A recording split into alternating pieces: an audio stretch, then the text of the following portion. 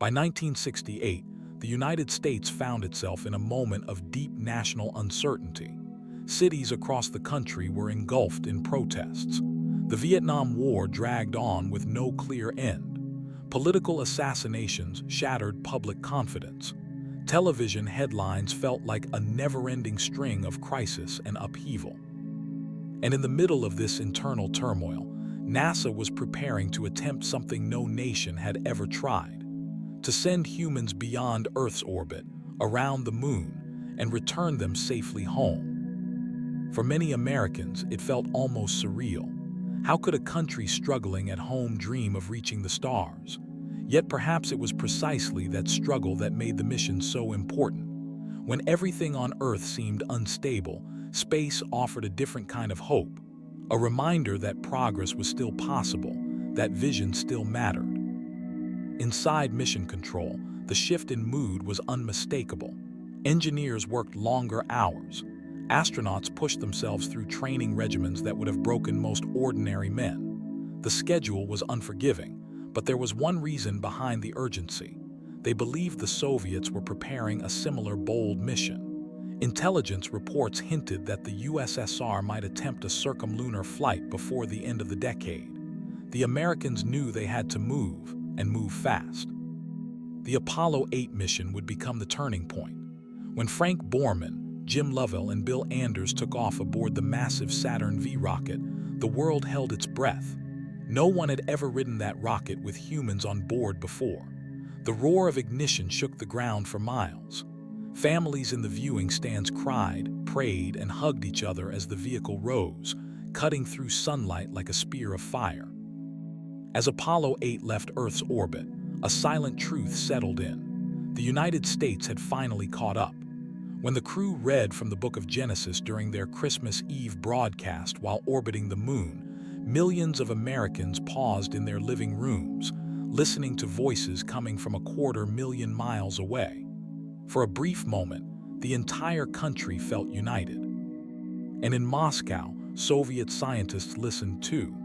At that moment, they understood that the balance had shifted. The Soviet lunar program had been plagued for years by catastrophic rocket failures, political interference, and a lack of coordinated leadership. Chief designer Sergei Korolev, the brilliant mind behind their early successes, had died unexpectedly. Without him, the program lost its cohesion. Different design bureaus fought for influence. Plans changed constantly. And their massive N-1 rocket, intended to compete with Saturn V, repeatedly exploded in enormous fireballs that shook remote Kazakh deserts. Still, the Soviets masked their setbacks behind secrecy. They kept the world guessing, insisting that their lunar efforts were progressing smoothly. But inside the Kremlin, the truth was impossible to ignore. America was pulling ahead. Meanwhile, the Americans were preparing for the ultimate mission, Apollo 11. Every engineer, every technician, every scientist involved in the project understood the stakes. This was not merely a scientific mission. It was a demonstration of American capability, resolve, and technological supremacy. It was a declaration that a nation founded on freedom and innovation could outthink, outbuild, and outperform its competitors. Neil Armstrong and Buzz Aldrin trained relentlessly. Simulators broke so often that mechanics kept spare parts on hand like battlefield medics. Armstrong famously ejected from a malfunctioning lunar landing trainer just seconds before it exploded. He calmly went back to his desk afterward and continued working, saying nothing about the near-death experience. The final months before launch felt like a collective tightening of the nation's breath. Schools prepared special broadcasts. Newspapers ran countdown clocks. People who had felt politically divided, discouraged, or exhausted suddenly found themselves watching the same dream unfold. When the Apollo 11 Saturn V rose on July 16, 1969, the world watched in awe. The flames, brighter than sunrise, lifted the rocket slowly at first, then with growing confidence. The astronauts' voices crackled through speakers across the globe, steady and calm. After 4 days in space, the decisive moment arrived. The lunar module separated from the command module. Armstrong and Aldrin prepared to descend. And somewhere in Houston, a controller whispered the words that would someday define an era. "You are go for powered descent." The descent itself was a battle between human skill and machine unpredictability. Computer alarms flashed warnings. Boulders littered the intended landing site. Fuel was running out. In the final seconds, Armstrong took manual control, guiding the spacecraft past hazards to a smooth plane. Silence. Then his voice, steady as always. "Houston, Tranquility Base here. The Eagle has landed." Cheers erupted in mission control. People embraced, crying openly, pounding desks, shouting in disbelief. Across America, families jumped from their chairs. And in the Soviet Union, radio operators quietly acknowledged what they had feared. The race was over. America had won. When Armstrong stepped onto the surface and uttered the famous line about one small step and one giant leap, millions of people paused in reverence. It wasn't just a step for America. It was a step for the human species.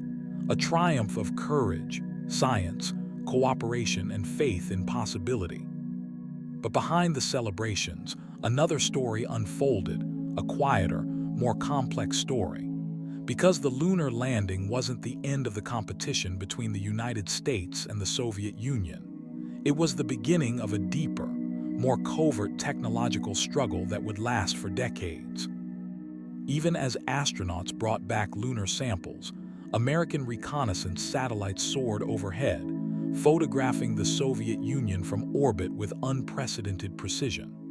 The Cold War moved into space not as a contest of distance, but a contest of information. And the Soviets responded in kind. They launched spy satellites of their own. They tested anti-satellite weapons. They experimented with orbital reconnaissance, early warning systems, and technologies so secret that many details remain classified to this day. The moon had been a symbolic battlefield, but Earth orbit became the real one. As humanity celebrated the success of Apollo, neither superpower let its guard down. New technologies emerged at an astonishing pace. Improved ballistic missiles, advanced radar, digital computers, stealth systems. The arms race didn't end, it evolved. The Space Shuttle program was born in this environment of ambition and fear. To the public, it was a spaceplane, a marvel of engineering, a vessel to carry satellites and research experiments. But behind closed doors, it was also a strategic asset, a reusable vehicle designed partly to outmaneuver Soviet capabilities and give the United States flexibility in orbit. Meanwhile, the Soviet Union attempted to build its own shuttle, the Buran. Though visually similar, the Buran program was burdened by economic strain. Soviet engineers knew the challenge was enormous, but the pressure to compete with the US was unrelenting. As the 1970s gave way to the 1980s, the contest took a darker tone. American intelligence agencies worried about Soviet particle beam experiments, space-based weapons, and the mysterious ambitions of the Soviet Polyus orbital platform. The US responded with the Strategic Defense Initiative, known to many as Star Wars. Critics mocked it as science fiction. Supporters believed it would change the balance of power forever. And all the while, launch pads on both sides of the world lit up with fire, sending new machines into orbit, each one part of a silent, invisible tug-of-war for technological dominion. Yet even amid rivalry, something unexpected happened. Quiet exchanges between American and Soviet scientists grew more common. Astronauts and cosmonauts began to meet, to talk, to shake hands not as enemies, but as fellow explorers. Collaboration began to appear in places where conflict had once been absolute. The Apollo-Soyuz mission symbolized this shift. When American astronauts and Soviet cosmonauts docked together in orbit in 1975, millions of people watched a handshake that seemed almost unbelievable. It was the first time the two superpowers shared a spacecraft. Inside that small capsule, floating weightlessly, humans who had been raised as ideological opponents discovered something profound: that the view from space erases borders, erases fears, erases divisions. It reveals only a fragile blue world in need of cooperation. And yet, despite moments of unity, the technological rivalry continued. Each side watched the other's experiments with suspicion. Each new satellite launch triggered questions in intelligence briefings. Each advancement carried the weight of geopolitical consequences. The fall of the Soviet Union in 1991 changed everything, and at the same time, changed nothing. American engineers inherited lessons from decades of competition. Russian scientists, suddenly freed from certain political constraints, sought to preserve their knowledge through international projects. The International Space Station emerged from this uneasy partnership, built by former rivals who had once raced to surpass each other. Looking back, it becomes clear that the race to the moon was only the opening chapter in a much larger story. A story of ambition, fear, innovation, and rivalry. A story where two nations, locked in opposition, pushed each other to achieve feats neither could have imagined alone. A story where the quest for dominance accidentally became a quest for human progress. And perhaps that is the greatest irony of all. The United States and the Soviet Union, driven by competition, ended up expanding the boundaries of human possibility. The Cold War produced countless dangers, but it also produced a generation of scientists, engineers, and explorers who reshaped our understanding of the universe.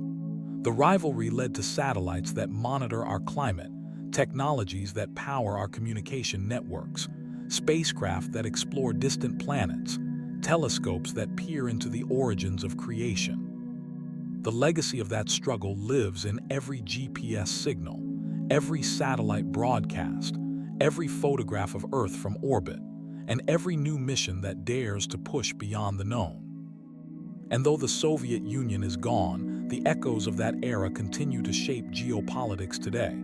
New nations enter the space race, new rivalries emerge, but the lessons of the past remain. Ambition drives progress, but cooperation sustains it. And so the story of America versus Russia in the race for the moon is not just a tale of victory or defeat. It's a reminder that humanity's greatest achievements often rise from moments of immense pressure and uncertainty. It's a testament to what people can accomplish when imagination meets determination. And it is a promise that the next giant leap, wherever it may lead, will be built on the foundation of everything learned during that extraordinary, turbulent, astonishing age.